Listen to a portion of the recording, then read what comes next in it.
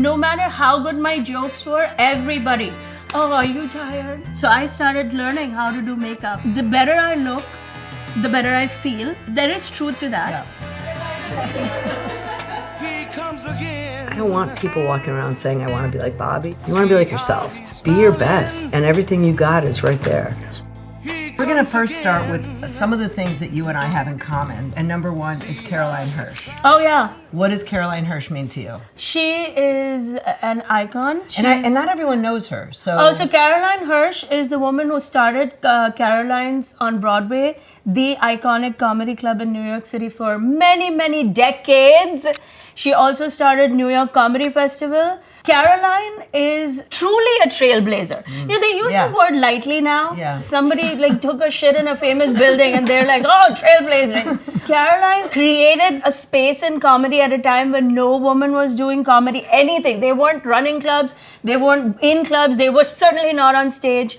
So she made it happen for a lot of women, including me. Yeah. She was the first club owner to give me a spot in New York City at a time when no club in New York was even giving me 5 minutes, and said, just do a whole show, bring your people. And I was like, my people are not coming unless it's an SAT prep class. Yeah, we're gonna have to beat them up and drag them in here because they don't understand that fun is a thing. They said, make it your own. Immediately my head went to Indian wedding. And I hired an Indian wedding planner to redecorate the whole space. We even tried to get an elephant. Times Square shut us down. I heard that you have an elephant story. No, I wanted an elephant at their wedding. That's all I wanted. All I wanted. Is that too much to ask? I mean, please, people, let's make an elephant for rent hire. Yeah. That's a business. A new business. Oh, yeah. Okay, number two. We are both mother of 3 children. Why did we do this to ourselves? They're so expensive. Yes. Both of our oldest children will be Stanford graduates. Oh, is that true? My oldest is a Stanford graduate. Yes. It's such a beautiful place. We're paying for that beauty. It's like it would be more beautiful if we weren't writing those checks. So I want to just get to your story. You grew up in Mumbai. Yeah. And I read for the first time that you lost your mom when you were 14. That's right. That must have been the start of everything. I didn't really know what I had lost. You realize the impact of it when you get older.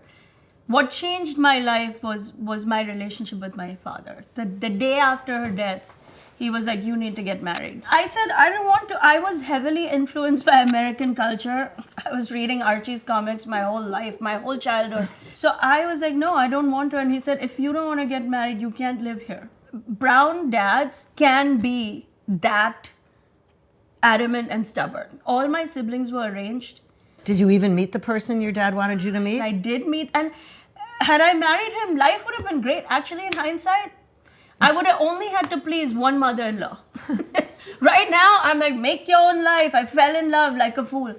That's a lot of work, falling in love. Like, I'm telling you, the arranged system cuts through all of that because you get placed into a family that it's like accustomed to your lifestyle. But then how did you get out of India at 15? My sister lived in America, and she was the only one willing to take me in, like, with any sort of permanence. Were they in New York or? No, in Ohio. So you grew up in Ohio. Ohio, Akron. So we're both Midwest people. Yes. We have a lot in common. Oh, really? Where in the Midwest? Chicago. Oh, well, Chicago. Yeah.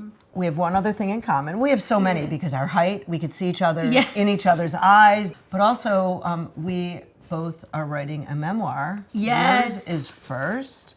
And could you tell me, I know it's called This American Woman. Yes. American women teach women all over the world what their rights are. Women back home in the brown countries don't even know they have rights. My book is really a thank you to American women. They taught me how to use my biggest liability and turn it into my biggest asset. It's not a chronological dump of 1997.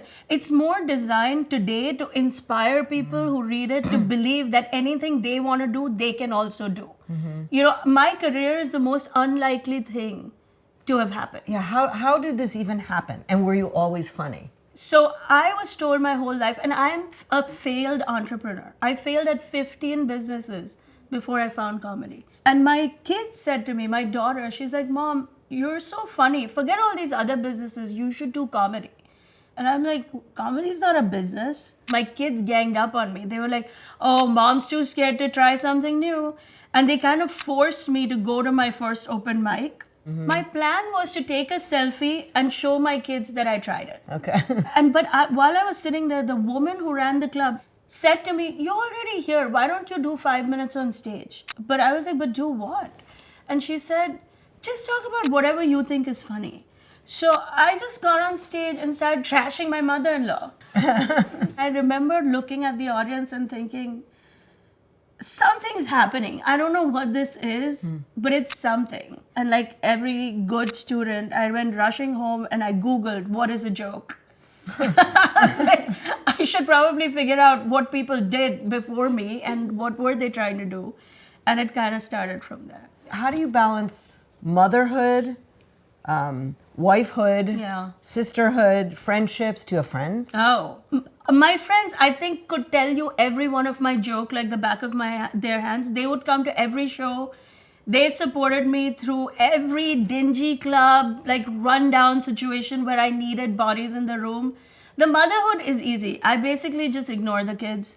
It's true. I just throw some bananas on the kitchen counter. Do not. Yeah. So let's talk about, we're talking about your career and financial comfort. Yeah. Are you involved, or do you let other people, or do you want to know, and do you? I'm involved every step of the way. Yeah. I take it very seriously. Every offer that we get, I go through it myself because I want the show to be killer from the minute. And I will have the clubs themselves say, why are you spending so much money on an opening act? But it's because my relationship is with my audience. Every minute needs to count and needs to deliver value. All right, so let's talk about beauty and makeup and confidence and self-esteem. What's your story? I never wore makeup. 44 years of my life, I thought only dumb people wore makeup. That the intellectuals would never. And of course I was an intellectual because I had anointed myself as such. And the first few times I got on stage, I saw my tapes and my photos and I was like, ugh, this is not good. So I started learning how to do makeup. I started learning how to get my hair blown out. Like, I used to really not, like, I started ordering custom clothes because I wear Indian clothes and, I'm this height, not easy to buy, as you know. Yeah. So everything started getting made. And the more I invested in my look, the more money I made. Isn't that interesting? I really got into wearing makeup in support of my business. I personally don't like it. I can't wait to take it off and wash my face at the end of the day and just put like a thick fat moisturizer on and just forget about it. But the better I look, the better I feel. There is truth to that. Yeah. And the more I get paid. Right. That's undeniable. Well, the thing is that men don't have to worry about the things women do. I mean, the list of injustices. Men, male comics, if they brush their teeth, they think you should thank them. If they wear a clean shirt, they act like, wow, I really took it seriously today. Meanwhile, the women, and I travel all over the world by myself, so I have to learn how to do it for myself. Have you ever bombed? Yeah, of course. Every 1 in 100 show is gonna, for whatever. I'll give you an example. So I was doing a show in Las Vegas, and one of the early jokes I used to do was like, I'm an immigrant, I'm here to take your jobs. That joke kills in New York, anywhere else, but in Las Vegas, I did that. I said, I'm an immigrant, I'm here to take your jobs. And one man in the audience stood up and said, we don't have jobs. How did they get tickets? And I know, I was like, I never worked that hard. My brain had to really recalibrate to the room. And that is the thing about live comedy, that it is a live experience. Some jokes kill and then the audience wants more of this. Some jokes just die like that and you're like, oh my God. But you learn and you get through it. And I've been very lucky that I don't bomb much. So I have one more question. Yeah. So for all the people are listening, the women are listening saying, oh, it was so easy for her, and they're struggling. What advice do you have for someone that is just wants to do it somehow? You have to believe it's not too late, first of all. It's really not. If you look up empirically, there are any number of huge success stories that started later in life. It's very easy to look at somebody else and say it was easy for her. And I can understand why somebody would feel that way.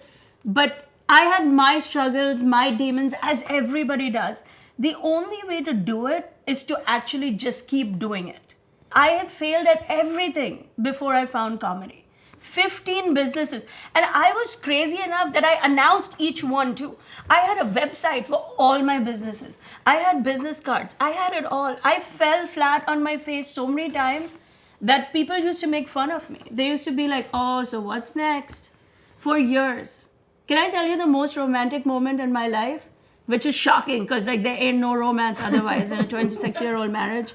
But my husband's friends, we were all having dinner once, and his friends are all very accomplished. He graduated like the best engineering school. They're all CEOs, and like I was the only one who was trying to like find like a job. I wanted to be a dental hygienist. I was like, somebody hire me. Anything. How hard can that be? Like just brush their teeth. You know what I mean? I had 3 kids. And the vibes of his friends were all making fun of me. They were like, oh, so what's next? You know, now that this isn't gonna work. And they were all taking turns, like reminding me of my failures. And my husband, who doesn't speak much, in a whole day, he says 5 words, if that, looked at me and said, you know why they're making fun of you? Because one day when you find your thing, you're gonna crush all of them. Do you know how bad something has to be when the nice white guy in the audience is like, oh no! And I remember sitting there and thinking, oh, now I remember why I married him. Aww. It wasn't the money, because there isn't any.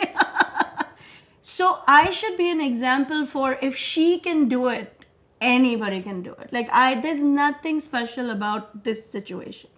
I'm not the smartest, I'm not the thinnest, I'm not the most beautiful, nothing.